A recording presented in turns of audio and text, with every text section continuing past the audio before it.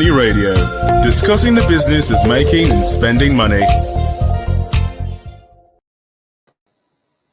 From the beautiful city of Abuja this Friday afternoon, it is my pleasure to welcome you to Money Radio, and this is the transport edition of the program on Leadership TV. Today we are discussing a topic that says Abuja Kaduna train attack. Any alternative safe travel means? In the studio to discuss that with me is our transportation expert, AGK.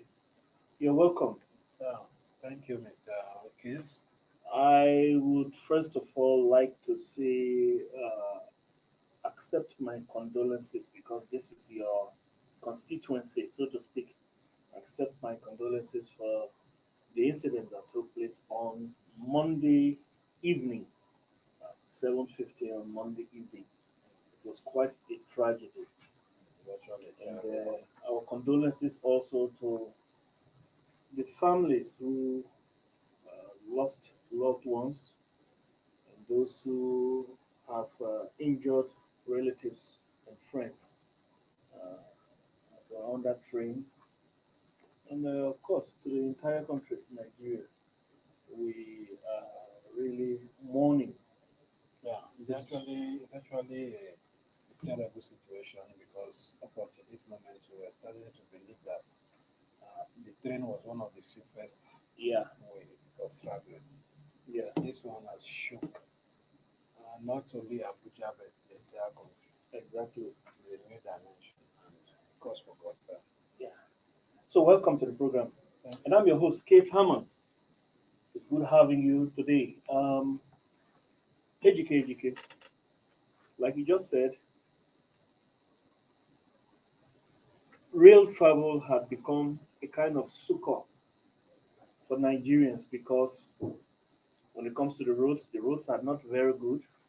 But then there is so much crime on the roads. You have armed robbery, kidnappings here and there, and that traverses the entire country. Really, such incidents. You have armed robbery, kidnappings here and there. Um, Air travel. Just the other day on this same in this same axis, the Kaduna axis, you had bandits, or we should say terrorists. That's what they are, terrorists who went and started disturbing activities at the airport in Kaduna. And like you said, many Nigerians had faith in the Yes. rail travel because it is difficult to stop a train when it's in motion. But these guys succeeded in making sure that that train was stopped. They actually bumped the track, causing destruction, and of course, the train was forced to stop and derailed, and they had their field day. What alternative is there to travel? Nigerians have to travel. Nigerians have to see relatives, have to do business, and have to do their official activities here and there. Without travel, there is no economy. Yeah. Yes. So, Mr. Okis, I don't really think we should lose hope. It's actually a new one. We are all shocked because we've not experienced something like this in this magnitude. We had the first experience in November last year. please walk us through that Yeah, experience. actually, that November last year, 2021, Yeah. there was an attempt to bomb the track and the train, which they did not succeed totally. They succeeded in bombing, exploding the bombs or the explosive attached to the tracks. What they do is that they come to the tracks and they mount explosive. Okay. So when the train is coming, they explode it. Something like a mine It's just like a landmine, but there are different kinds of bombs. yeah. But the fact is that it's an explosive that detonates whenever the train is coming. And the train gets to that place, they will be by the corner and they will explode it. So which means this is a terrorist work. So we should understand how they operate. They mounted the thing and they were waiting behind. Before now, in fact, let me even start from the incident. There's been having issues of when the train is moving, they'll be shooting at the train. Before now. Yes. Then we used to play it down. But that was a sign. We used to play it down. We say normally the normal nuisance, people just throwing stones, all these things, trying to calm it down. But within the government sector, within the NRC, within the trade sector, the stakeholders they were aware that they were an attack. Because this route, Abuja to Kaduna is one of the most dangerous places. Yes. And this And I would say, terrorist- I would add that that is one of the lucrative of all the train routes in the Yes, country. because I read a story you wrote for leadership. Yeah. And that you said in that story, on a daily basis, is it a daily basis? on a monthly On a basis, monthly they make basis, about it's 265 million million naira, from this which, line. if you calculate, is like 8.8 million per day. Yes. And then the Lagos Ibadan rail brings in about 70 million, 40 million in a month. okay. In a month. Actually, this is one of the most lucrative. This is the most lucrative. This is Yes. the most profitable. So apart from the business angle, this is one of the surest way for the northerners to travel. You know, when this Abuja Kaduna road became so terrible that people could not travel for fear of being kidnapped or being robbed or being killed, as it was. So people diverted to the train. yes. When you're going to Kano, Jigawa, all these things, you just move, you get to Kaduna, you move from Kaduna. Kaduna is like the local job of somebody going to the south. Exactly, You understand? I got you. When you get to Kaduna, you can go to anywhere comfortably. Yeah, that was So- the gateway to the north. The sort of. gateway to the north, Yeah. something like that. So people felt comfortable going like that.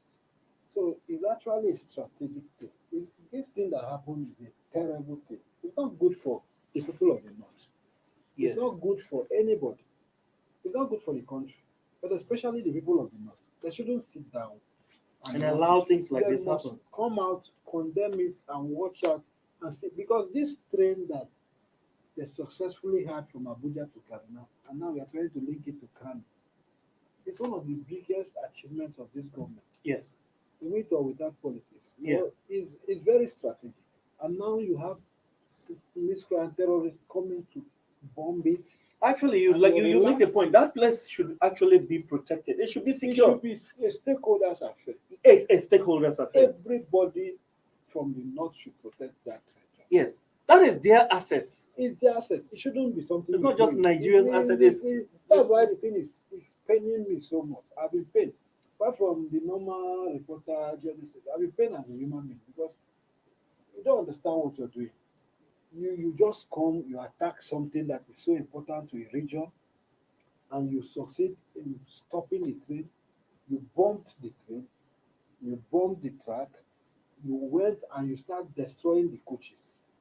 These guys were so crazy that No, they were using daredevils. all kinds of equipment to cut the track, the coaches. When we went to see it the other day after on Tuesday, the attack was on Monday night. Yes. We went there on Tuesday to assess the damages. You see, you will understand that the people who did this thing they are not normal human beings. They did not just stop it to go and kidnap people and go. No, they were destroying the thing, which means they had. I can't explain what they are. You know, What they want to achieve. it's like these people are they are anti-society, they are anti-government, they are Anti-human being. Yes, Because like you call them you- misanthropes. You are just shooting at people. At people, There yes. was a pregnant woman, according to one of the victims who survived. He said there was a pregnant woman, and one of them looked at the woman pregnant and just shot at her without thinking twice. What's the value of life? You just You know, mess up you mentioned these people being heartless. the heartless. I listened to an interview on a television station this morning. Of course, the interview was with one of the survivors who was interviewed from the hospital by Zoom. Okay. And she said, and I'm paraphrasing her, that these people did not look like Nigerians, that they looked fair colored, their hair, that kind of hair, and they were not speaking a Nigerian language. Who might these people be? No, they were practically, it depends on the coach at which we were. Different people, they were up to 70. There were so many, and they divided themselves into different coaches. So maybe the people that entered are coaches were not speaking language for understand. But some northerners who understand Hausa and Fulani say they were speaking Hausa and Fulani. Now, I don't even care where they come from. But the motion, what's the motive? What's the motive for that attack? You did not come to kidnap people and you kidnap people for money. No. You came to destroy, kill, destroy, and carry people to show that we can do anything and get away with it and nothing will happen. That's exactly what they did. And they had in mind, and after that day, they've been attacking. Even after that day? Today, they've gone to the road again to attack. They're attacking on a daily basis. Which means they've succeeded. We have stopped the train now. You want to travel by road, we'll still come and kidnap you. What does this really mean? Is that so? Let's look at it from the security perspective. Why are these people invisible? Are they invisible? Yeah, so that's the way it's looking. Let's put this thing into perspective here. You have people on a particular axis, a particular route that are disturbing daily. They are causing mayhem daily. They stop rail travel. They go and they disrupt the activities on the airport. They stop train travel. Who are they? Where are they attacking from? And there are locals in that area to know that these people came from this area or that area. Why can't the security? That is why I say it's a stakeholder. It should be a stakeholder. These people came out from a place, just like you say. You cannot tell me that in your community, people got that about 50 to 70 with cars. Even if without anything, you don't know their faces. Yes. And you start seeing people gather. Let's say you didn't see them with Amsterdam, then you know we have these problems already. Yes. You did not raise alarm, and you're in that community. In a serious-minded government, that community should be held. Yes. The leader of that community should provide information that leads to those people. Yes. In this situation, I meet somebody like Obasanjo. Oh yes. Obasanjo would have done so many things by now. Yes. He would have taken actions that you will know that you touched the Nigeria. Because according to one victim who was interviewed also on this program, according to her, when these guys attacked, they later on after they got people out, some Sienna vehicles came and they packed people into those vehicles and they started driving up. They came for the second round. After they carried the first batch of passengers, they came for the second batch of not passengers but abductees. When they came for this second batch, that's when they came across the military, and the military was able to push them out. Now that shows that they were going to drop them somewhere. Please, let's take a short break. When we come back, I want us to continue on this, and then we will have to find out, or we'll have to make some to proffer some solution as to how can Nigerians begin to travel safely. Please stay with us, listeners, as we take a short break.